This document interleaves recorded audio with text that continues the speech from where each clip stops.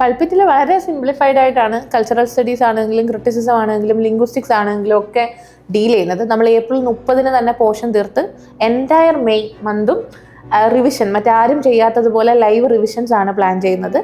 So എല്ലാ HSST വിദ്യാർത്ഥികളും ശ്രദ്ധിക്കേണ്ട കാര്യം, ഒരു മത്സര പരീക്ഷ നിങ്ങൾ നേരിടുമ്പോൾ അതിൽ ഏറ്റവും പ്രധാനപ്പെട്ട തയ്യാറെടുപ്പ് ഏറ്റവും പ്രധാനപ്പെട്ട ഒരു ആസ്പെക്റ്റ് ആണ് ഈ പറയുന്ന റിവിഷൻ എന്ന് പറയുന്നത്. എല്ലായിടത്തും ഞാൻ പറയാറുള്ളതാണ്, ഏത് വർക്കും ആയിക്കോട്ടെ, നാടകം ആയിക്കോട്ടെ, കവിത ആയിക്കോട്ടെ, ഒരു തവണ ഒന്ന് വായിക്കുക എന്ന് പറഞ്ഞാൽ ജസ്റ്റ് ആ വരികളൊന്ന് ഫെമിലിയറൈസ് ചെയ്യാനാണ്. രസമുള്ള ഏരിയയാണ് കൾച്ചർ സ്റ്റഡീസ്. ഞാൻ തുടക്കത്തിലേ പറയാം, കൾച്ചർ സ്റ്റഡീസ് പ്രയാസമാകുന്നതിന്റെ പ്രധാനപ്പെട്ട കാരണം നമ്മൾ ലളിതമായ ഉത്തരങ്ങൾ അതിൽ നിന്ന് പ്രതീക്ഷിക്കുന്നത് കൊണ്ടാണ്. ഹലോ, പൾപ്പിറ്റിലേക്ക് എല്ലാവർക്കും സ്വാഗതം. HSST ഇംഗ്ലീഷിന് ഇനി വളരെ ചുരുക്കം ദിവസങ്ങളേ ഉള്ളൂ നമ്മുടെ മുന്നിലൊന്ന് ഒരുങ്ങാനായിട്ട്. എൻ്റെ കൂടെ ഇന്നുള്ളത് ശ്രീകുട്ടൻ സാറാണ്. കൾച്ചറൽ സ്റ്റഡീസും അത്യാവശ്യം നിങ്ങൾക്കറിയാം ഒരുപാട് ടഫ് എന്ന് പറയപ്പെടുന്ന ഏരിയാസിനെ സിംപ്ലിഫൈ ചെയ്തിട്ടുള്ള അധ്യാപകനാണ് ശ്രീകുട്ടൻ സാറ്. നമ്മൾ ബാച്ച് 7 ഒരുക്കം എന്നുള്ള പേരിൽ ആരംഭിക്കുന്നുണ്ട്. വളരെ സന്തോഷത്തോടു കൂടിയാണ് നമ്മളത് അനൗൺസ് ചെയ്യുന്നത്. ബിക്കോസ് ഒരുക്കം എന്ന് പറയുമ്പം നമ്മൾ ശരിക്കും പോകാൻ ഒരുങ്ങുകയാണ്. അതെ, ഒരു തയ്യാറെടുപ്പ്. അതെ, ഒരു തയ്യാറെടുപ്പാണ്. ഒട്ടനവധി വിശേഷങ്ങൾ പൾപ്പിറ്റിൻ്റെ ഇനിയത്തെ ദിവസങ്ങളിൽ ഷെയർ ചെയ്യപ്പെടും നമ്മുടെ യൂട്യൂബ് ചാനലിലും. ഒപ്പം അതിനോടൊപ്പം തന്നെ ഒരുപാട് ഫ്രീ കോണ്ടന്റും നിങ്ങൾക്ക് കിട്ടും. ഇന്നത്തെ ഈ ഒരു ഡിസ്കഷൻ ഒരുക്കത്തിൻ്റെ പാർട്ട് 1 എന്നുള്ള രീതിയിൽ കൾച്ചറൽ സ്റ്റഡീസിലാണ് നമ്മൾ ഫോക്കസ് ചെയ്തിരിക്കുന്നത്. സോ UGC നെറ്റിൻ്റെ കൾച്ചറൽ സ്റ്റഡീസ് അധ്യാപകൻ എന്ന നിലയിലും അതല്ല മറ്റ് പല വെബിനാറുകളും ഒക്കെ, സെമിനാറുകളും വെബിനാറുകളും വർക്ക്ഷോപ്സും ഒക്കെ കണ്ടക്ട് ചെയ്തിട്ടുള്ള വളരെ നാളുകളായിട്ട് ഈ ഒരു സബ്ജക്റ്റുമായിട്ട് കൂടെ നടക്കുന്ന ഒരാളെന്ന രീതിയിൽ സർ, കൾച്ചറൽ സ്റ്റഡീസ് എന്ന് കേൾക്കുമ്പം ചെറിയൊരു ഷോക്ക് പൊതുവെ ഉണ്ടാവാറുണ്ട്. അത് മേ ബി PGയിൽ നമ്മൾ പഠിച്ചിരിക്കുന്ന കൾച്ചറൽ സ്റ്റഡീസിൻ്റെ ഒരു ഇമ്പാക്റ്റ് ആയിരിക്കും. ബട്ട് HSST ഇംഗ്ലീഷിലോട്ട് വരുമ്പോൾ എങ്ങനെയാണ് നമ്മൾ കൾച്ചറൽ സ്റ്റഡീസ് പഠിക്കേണ്ടത്? ബേസിക്കലി എന്താണ് ഈ കൾച്ചറൽ സ്റ്റഡീസ്? ശരിക്കും മാം പറഞ്ഞതുപോലെ തന്നെ കുട്ടികളെ സംബന്ധിച്ചിപ്പം PGക്കൊക്കെ പഠിക്കുന്ന ടൈമിൽ നമുക്ക് ലിറ്ററേച്ചറാണ് കുറച്ചുകൂടി ഇഷ്ടം. നമുക്ക് കവിതയും നാടകവും ഒക്കെ പഠിക്കുന്നതാണ് കുറച്ചുകൂടെ താല്പര്യം. അതും ബ്രിട്ടീഷുകാരുടെ സാഹിത്യം കേൾക്കാനും അത് ഒരു ഭയങ്കര സുഖമാണ്. മാത്രമല്ല അതുകൊണ്ട് തന്നെ നമുക്ക് ഈ പറഞ്ഞ തിയറി, ക്രിറ്റിസിസം, കൾച്ചർ സ്റ്റഡീസ് ഒക്കെ എന്താ പറയുക, നമ്മൾ ആദ്യമായിട്ടല്ലേ അതിലേക്കൊക്കെ നമ്മൾ എക്സ്പോസ്ഡ് ആവുന്നത്. അതുകൊണ്ട് തന്നെ ഇത്തിരി പ്രയാസമാണ്. എല്ലാ കുട്ടികൾക്കും ചോദിച്ചാലും തിയറി പാടാണ്, ക്രിറ്റിസിസം പാടാണ്, ഇതൊക്കെ തന്നെയാണ് പറയാറുള്ളത്. പക്ഷേ ഈ തിയറിയും ക്രിറ്റിസിസം വെച്ച് നോക്കുമ്പോൾ കുറച്ചുകൂടെ രസമുള്ള ഒരു ഏരിയയാണ്. നമ്മൾ പോപ്പുലർ കൾച്ചറുമായിട്ട് എൻഗേജ് ചെയ്യുന്നുണ്ട്, കുറച്ചുകൂടെ രസമുള്ള ഏരിയയാണ് കൾച്ചർ സ്റ്റഡീസ്. ഞാൻ തുടക്കത്തിലേ പറയാം, കൾച്ചർ സ്റ്റഡീസ് പ്രയാസമാകുന്നതിന്റെ പ്രധാനപ്പെട്ട കാരണം നമ്മൾ ലളിതമായ ഉത്തരങ്ങൾ അതിൽ നിന്ന് പ്രതീക്ഷിക്കുന്നത് കൊണ്ടാണ്. അതാണ് മെയിൻ കാരണം. Because we expect simple answers. അതാണ്, ലളിതമായ ഉത്തരങ്ങൾ പ്രതീക്ഷിക്കുന്നതുകൊണ്ടാണ് കൾച്ചർ സ്റ്റഡീസ് പ്രയാസമായി തോന്നുന്നത്. നമ്മൾ കൃത്യമായ ചോദ്യങ്ങൾ ചോദിച്ചാണ് അതിനെ അപ്രോച്ച് ചെയ്യുന്നതെങ്കിൽ വളരെ സിമ്പിൾ ആണ് കൾച്ചർ സ്റ്റഡീസ്. ഇനി കൾച്ചർ സ്റ്റഡീസിന്റെ ഒരു എന്താ പറയുക, ഒരു ഒറിജിനൊക്കെ നോക്കിക്കഴിഞ്ഞാൽ നമുക്ക് തന്നെ അറിയാം, ഒരു 50s അല്ലെങ്കിൽ 60s ബ്രിട്ടനിലാണ്. വേണമെങ്കിൽ നമുക്ക് പറഞ്ഞ് പറയിലേക്ക് തന്നെ പോവാം. പക്ഷെ നമ്മളിപ്പോൾ എൻഗേജ് ചെയ്യുന്ന കൾച്ചർ സ്റ്റഡീസ് ഒരു 50s അല്ലെങ്കിൽ 60s ബ്രിട്ടനിൽ ആരംഭിച്ച ഒരു സംഭവമാണ്. ശരിക്കും പറഞ്ഞാൽ അന്ന് കൾച്ചറിനെ കുറിച്ചുള്ള കുറെ എലിറ്റിസ്റ്റ് ആയിട്ടുള്ള ട്രഡീഷണൽ ആയ കുറെ കാഴ്ചപ്പാടുകൾ ഉണ്ടായിരുന്നു. ഹൈ ആർട്ട്, ഹൈ ലിറ്ററേച്ചർ എന്നൊക്കെ പറഞ്ഞ കുറെ കോൺസെപ്റ്റുകൾ ഉണ്ടായിരുന്നു. അപ്പോൾ ആ കോൺസെപ്റ്റുകളിൽ നിന്നൊക്കെ മാറി കൾച്ചർ എന്ന് പറയുന്നത് പൊളിറ്റിക്കലി ന്യൂട്രൽ അല്ല എന്നൊരു ചിന്തയിലേക്കുള്ള ഒരു യാത്രയാണ് ശരിക്കും പറഞ്ഞാൽ ഇപ്പോഴത്തെ കൾച്ചർ സ്റ്റഡീസ് എന്ന് പറഞ്ഞാൽ. ശരിക്കും ഒരു മാർക്സിസ്റ്റ് ചിന്തയിൽ നിന്ന്, മാർക്സിസ്റ്റ് സോഷ്യൽ ക്രിറ്റിസിസത്തിൽ നിന്നാണ് അത് ഉത്ഭവിക്കുന്നത് ശരിക്കും പറഞ്ഞാൽ നല്ലപോലെ. പിന്നെ അതിലൊരു പ്രധാന പങ്കെന്ന് പറയുന്നത് അറിയാലോ, നമ്മൾ കൾച്ചർ സ്റ്റഡീസ് എന്ന് പറഞ്ഞാൽ തന്നെ ഈ 3 പേരെ, അതായത് E.P. തോംസൺ, ഹൊഗാർട്ട്, റേമൺ വില്യംസ് പോലെയുള്ള ആൾക്കാർ, സ്റ്റുവർട്ട് ഹോൾ, ഇവരെയൊക്കെ നമ്മൾ നല്ല രീതിയിൽ അറിഞ്ഞിരിക്കണം. പ്രധാനമായിട്ട് ഈ 3 ആൾക്കാർ, സ്റ്റുവർട്ട് ഹോൾ, ഹൊഗാർട്ട്, E.P. തോംസൺ, അറിയാലോ, ഇവരാണ് അവിടെ നിന്നാണ് തുടങ്ങിയത്. എന്നാൽ തന്നെ ഓഫ് കോഴ്സ് ഗ്രാംഷിയുടെ ഒക്കെ കോൺട്രിബ്യൂഷൻസും ഉണ്ട് നല്ല രീതിയിൽ.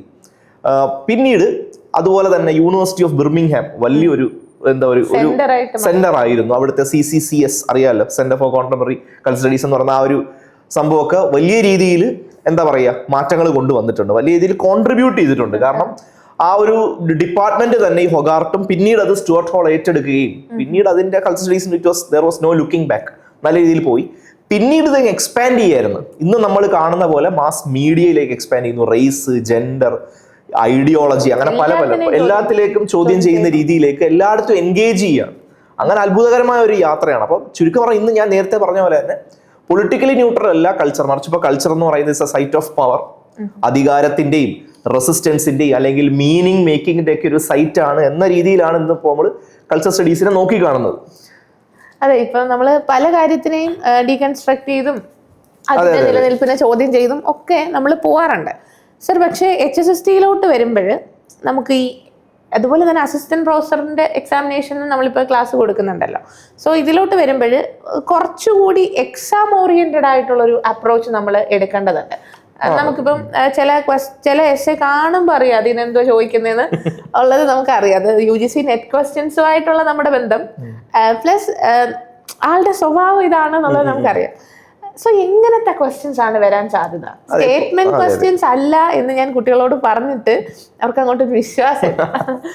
ഇപ്പൊ നമ്മള് നേരത്തെ പറഞ്ഞല്ലോ PGക്ക് നമ്മൾ പഠിക്കുമ്പോൾ നമ്മൾ കൾച്ചർ സ്റ്റഡീസിന്റെ എന്താ പറയുക ഒരു ചാപ്റ്റർ പഠിക്കാനുണ്ടെങ്കിൽ അതിന്റെ ഒരു ഡീറ്റെയിൽഡ് സമ്മറി അങ്ങ് പഠിച്ചു വെക്കുകയാണ് ചെയ്യുന്നത്. അതാണ് മെയിൻ പ്രശ്നം. മറിച്ച് ഞാൻ നേരത്തെ പറഞ്ഞ പോലെ നമ്മളൊന്ന് കുറച്ചും കൂടെ ഒരു നല്ല ചോദ്യം നല്ലപോലെ ഒന്ന് വായിച്ചത് മനസ്സിലാക്കിയാൽ ഇപ്പോൾ നമ്മുടെ സിലബസിലേക്ക് വന്നു കഴിഞ്ഞാൽ തന്നെ നമുക്ക് പഠിക്കാനുള്ള ആൾക്കാർ ആരൊക്കെയാണ്? സ്റ്റുവർട്ട് ഹാൾ, പിന്നെ ലോറ മെല്ലിയുടെ ഏറ്റവും നല്ല മനോഹരമായ ഒരു ചാപ്റ്ററാണ് നമുക്ക് അത്ര 5-6 വർക്ക്സ് ഒക്കെ അല്ലേ ഉള്ളൂ പഠിക്കാം. Angela McRobbie, Stuart Hall, Laura Mulvey, അങ്ങനെ വളരെ കുറച്ച് ആൾക്കാരൊക്കെ ഉള്ളൂ നമുക്ക് പഠിക്കാൻ. ഈ പറഞ്ഞ ആൾക്കാരെല്ലാം തന്നെ ഏറ്റവും പ്രധാനപ്പെട്ട വ്യക്തിത്വങ്ങളാണ്. ഇനി അവരിൽ നിന്ന് നമ്മൾ എന്താണ് പഠിക്കേണ്ടതെന്നുള്ളത് ഇപ്പോൾ ഓരോ ടോപ്പിക്കിലും നമ്മൾ നോക്കേണ്ട കാര്യങ്ങൾ. ഇപ്പോൾ എനിക്ക് തോന്നുന്നു അഡോണോയുടെ ഒരു വർക്ക് നമുക്ക് പഠിക്കാനുണ്ട്. അതിൽ നമ്മൾ മെയിൻ ആയിട്ട് ഫോക്കസ് ചെയ്യേണ്ട കാര്യം എന്ന് പറഞ്ഞാൽ കൾച്ചർ ഇൻഡസ്ട്രി എന്ന് പറഞ്ഞാൽ എന്താണ്. അത് പക്ഷെ നമ്മൾ അങ്ങനെ ആഴത്തിലൊന്നും പോകണ്ട, മറിച്ച് ഈ പറയുന്ന ഹോളിവുഡ് സിനിമകളുടെ ഒരു എക്സാമ്പിൾ എടുത്ത് പഠിച്ചാൽ തന്നെ നല്ല പോലെ ആ കോൺസെപ്റ്റ് മനസ്സിലാവും. കൾച്ചർ ഇൻഡസ്ട്രി എന്ന് പറഞ്ഞ് ഈ മാസ് പ്രൊഡക്ഷൻ എന്ന് പറയുന്നത് എന്താണെന്നുള്ളത് അതിന് ഏറ്റവും പ്രധാനപ്പെട്ട ഒരുപാട് ക്രിട്ടിക്സ് പറഞ്ഞിട്ടുള്ളതാണ്. ഹോളിവുഡ് സിനിമകളുടെ പ്രത്യേകിച്ച് മാർവൽ DC സിനിമകളുടെ ഒരു പ്രൊഡക്ഷനുമായി ബന്ധപ്പെടുത്തി പഠിച്ചത് ഞാൻ വളരെ രസകരമായിട്ട് പെട്ടെന്ന് മനസ്സിലാവുന്ന കാര്യമുള്ളൂ ഈ സംഭവങ്ങളൊക്കെ.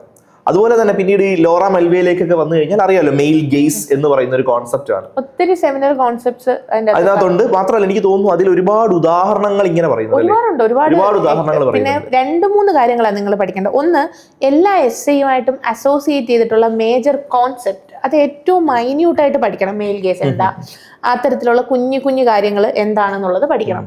അതിനോടൊപ്പം അതിൻ്റെ അകത്ത് ഇന്റേണൽ റെഫറൻസ് ഉണ്ടോ, അത് വളരെ ഇമ്പോർട്ടന്റ്. അതെ, പ്രത്യേകിച്ച് ഈ ലോറ മെൽവിയിൽ തന്നെ ഒരുപാട് എനിക്കൊന്ന് സിനിമകളുടെയും നടിമാരുടെ ഒക്കെ പേര് പറഞ്ഞപ്പോൾ ആ ഉദാഹരണങ്ങളൊക്കെ ജേർണൽസിന്റെ പേര് വന്നപ്പോൾ അത്തരം കാര്യങ്ങളൊക്കെ നല്ല രീതിയിൽ മനസ്സിലാകും. നിങ്ങൾ പ്രോപ്പർ ആയിട്ട് എന്ത് ചെയ്യണം, ഒറിജിനൽ എസ്സേ ഒരു തവണയെങ്കിലും നിങ്ങൾ. അതെ, അത് എല്ലായിടത്തും ഞാൻ പറയാറുള്ളതാണ്. ഏത് വർക്കും ആയിക്കോട്ടെ, നാടകം ആയിക്കോട്ടെ, കവിത ആയിക്കോട്ടെ, ഒരു തവണ ഒന്ന് വായിക്കുക എന്ന് പറഞ്ഞാൽ ജസ്റ്റ് ആ വരികളൊന്ന് ഫെമിലിയറൈസ് ചെയ്യാനാണ്. ഞാനാണെങ്കിൽ ഇരുന്ന് ഈ 5 എസ്സേയും സിംഗിൾ PDF ആയിട്ടൊക്കെ എടുത്ത് കൊടുത്തിട്ടുണ്ട്. അതൊക്കെ പ്രിന്റ് ഔട്ട് എടുത്ത് ഒന്ന് വായിക്കാം. നമ്മൾ സോഴ്സ് എസ്സേയിൽ നിന്ന് മാക്സിമം എക്സ്ട്രാക്ട് ചെയ്തിട്ടാണ് ക്ലാസ് എടുക്കുന്നത്. ഒരു പോയിന്റ് പോലും മിസ് ആവാറില്ല. സോ പിന്നീട് ഈ അസേർഷൻ റീസൺ ടൈപ്പ് ക്വസ്റ്റ്യൻ ഇടാൻ ഏറ്റവും നല്ല ഭാഗമാണ് ക്രിറ്റിസിസം. കാരണം എനിക്ക് തോന്നുന്നു ക്രിറ്റിസിസം കൾച്ചർ സ്റ്റഡീസിലേക്ക് ഏറ്റവും കൂടുതൽ ചോദിക്കാൻ സാധ്യതയുള്ള ഒരു സംഭവം എന്ന് പറയുന്നത് ഈ അസേർഷൻ റീസൺ ടൈപ്പ് ക്വസ്റ്റ്യൻസ് ആണ്. അല്ലാതെ ഇപ്പൊ എന്തായാലും ഐഡന്റിഫൈ ദ ഓതർ എന്നുള്ള ചോദിക്കാൻ സാധ്യതയില്ല. അല്ലെങ്കിൽ പിന്നെ ഈ പറയുന്ന കോൺസെപ്റ്റും പിന്നെ അല്ലെങ്കിൽ പിന്നെ എന്താ പറയുക, ഇപ്പൊ കോൺസെപ്റ്റ് അല്ലെങ്കിൽ അതിന്റെ എക്സ്പോണന്റ് അവരെ മാച്ച് ചെയ്യാനുള്ള ചോദ്യങ്ങളൊന്നും ചോദിക്കാനുള്ള സാധ്യത വളരെ കുറവാണ്. ബിക്കോസ് ഇത് 2 കാരണം. ഒന്ന്, മുൻ നെറ്റിന്റെ ക്വസ്റ്റ്യൻസ് നോക്കിയാൽ അസേർഷൻ റീസൺ ടൈപ്പ് ആണ് കാണുന്നത്. 2, ഇതിന്റെ അകത്തൊരു ഇത് മനസ്സിലാക്കിയിട്ടുണ്ടോ എന്നുള്ളൊരു. അതെ, കാരണം കൾച്ചർ സ്റ്റഡീസ് എന്ന് പറഞ്ഞാൽ it doesn't deal with facts, it deals with ideas. അതാണ് പ്രശ്നം. അപ്പൊ അങ്ങനെ വരുമ്പോൾ ആശയങ്ങളുമായി ബന്ധപ്പെട്ടാണ് നമ്മൾ എൻഗേജ് ചെയ്യുന്നതെങ്കിൽ നമ്മൾ എത്രത്തോളം അത് മനസ്സിലാക്കിയിട്ടുണ്ട്. അപ്പൊ നമ്മളെ കൺഫ്യൂസ് ചെയ്യാൻ പറ്റുന്ന ഏറ്റവും നല്ല മാർഗം എന്ന് പറഞ്ഞാൽ ഈ അസേർഷൻ റീസൺ ടൈപ്പ് ക്വസ്റ്റ്യൻസ് ആണ്. അല്ലാതെ ഒരു മാച്ച് ദ ഫോളോയിങ് ഒന്നും വളരെ സാധ്യതയില്ല. പിന്നെ സോഴ്സും ടെക്സ്റ്റ് ഐഡന്റിഫിക്കേഷനും സാധ്യതയില്ല. പിന്നുള്ളത് കോൺസെപ്റ്റ് ബേസ്ഡ് ക്വസ്റ്റ്യൻസിനും സാധ്യതയില്ല. പിന്നുള്ളത് ഈ പറഞ്ഞ പോലെ അസേർഷൻ റീസൺ തന്നെയാണ് സാധ്യത എന്ന് കരുതി നമ്മളവിടെ കംപ്ലീറ്റ്ലി വിധിക്കുകയല്ല, അതേ ചോദിക്കുന്നു വിധിക്കുകയല്ല. അത് PYQ പാറ്റേണുകളിൽ നിങ്ങൾ പെട്ടുപോകരുത്. ബിക്കോസ് ഒരു കുഞ്ഞ് ജനിച്ച് അവന്റെ ക്യാരക്ടർ എന്താണെന്ന് നമുക്ക് അറിയാൻ പറ്റുന്നതിന് മുൻപേ നടന്ന പരീക്ഷകളാണ് ഈ. അതായത് സിലബസ് വരുന്നു, സിലബസ് വന്നിട്ട് ക്വസ്റ്റ്യൻ ഇടുന്നവർക്ക് പോലും അതിലൊരു വലിയ ഒരു എന്തൊക്കെ ഇതിന്റെ അകത്ത് നടത്താം എന്നുള്ളത് ഡിസൈഡ് ചെയ്യുന്നതിന് മുമ്പ് വന്ന ക്വസ്റ്റ്യൻസ്. അപ്പോൾ VHSCയോ HSSTയോ ക്വസ്റ്റ്യൻ പേപ്പർ വെച്ചിട്ട് നിങ്ങൾക്ക് വരുന്ന ക്വസ്റ്റ്യൻസ് നിങ്ങൾക്ക് പ്രെഡിക്റ്റ് ചെയ്യാൻ പറ്റാത്തൊരു പാറ്റേൺ ആണ്. പിന്നെ പരമാവധി നമുക്ക് ചെയ്ത് പാറ്റേൺ പരിചയപ്പെടാം. അത് വെച്ചിട്ട് നിങ്ങൾ ഒരിക്കലും കൾച്ചറൽ സ്റ്റഡീസിന്റെ ക്വസ്റ്റ്യൻ പ്രതീക്ഷിക്കരുത്. അത് വെച്ചിട്ട് കോറിന് ചോദിക്കും, പക്ഷേ കൾച്ചറൽ സ്റ്റഡീസിന്റെ ക്വസ്റ്റ്യൻ അത് വെച്ച് നിങ്ങൾ പ്രതീക്ഷിക്കരുത്.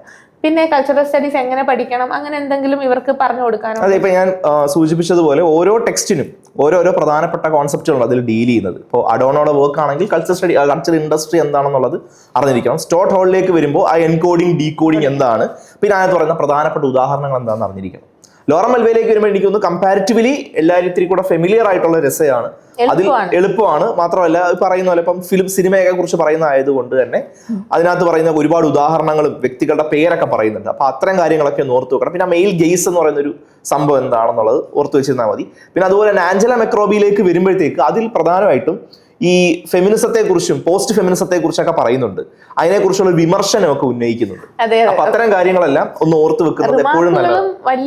അത്തരം കാര്യങ്ങളുണ്ട്, അതൊക്കെ ഒന്ന് പറഞ്ഞു. ഇപ്പൊ അവര് ആ ഓതർ ആ വർക്കിൽ വേറെ ആരെങ്കിലും കുറിച്ച് ഒരു വിമർശനം ഉന്നയിച്ചിട്ടുണ്ടെങ്കിൽ അത്തരം കാര്യങ്ങൾക്കൊക്കെ വലിയ വെയിറ്റേജ് ഉള്ള കാര്യങ്ങളാണ്. അത്തരം കാര്യങ്ങളാണ് നിങ്ങൾ പ്രധാനമായിട്ട് നോക്കി വെക്കേണ്ടത് ഈ പറഞ്ഞ വർക്കുകളിലെല്ലാം തന്നെ. പൾപിറ്റിൽ വളരെ സിംപ്ലിഫൈഡ് ആയിട്ടാണ് കൾച്ചറൽ സ്റ്റഡീസ് ആണെങ്കിലും ക്രിറ്റിസിസം ആണെങ്കിലും ലിംഗ്വിസ്റ്റിക്സ് ആണെങ്കിലും ഒക്കെ ഡീൽ ചെയ്യുന്നത്. നമ്മൾ ഏപ്രിൽ 30 തന്നെ പോർഷൻ തീർത്ത് എൻറ്റയർ മെയ് മന്തും റിവിഷൻ മറ്റാരും ചെയ്യാത്തതുപോലെ ലൈവ് റിവിഷൻസ് ആണ് പ്ലാൻ ചെയ്യുന്നത്.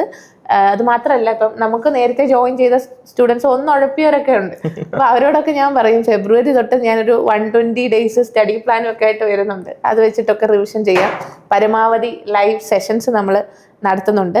ബാച്ച് 7 ഒരുക്കം സ്റ്റാർട്ട് ചെയ്തിട്ടുണ്ട്. സോ ഇനിയും ഒരുങ്ങാത്തവർക്ക് ഒരുങ്ങി നമ്മുടെ എക്സാമിന് പോകാനുള്ള ബാച്ചാണ് ബാച്ച് 7.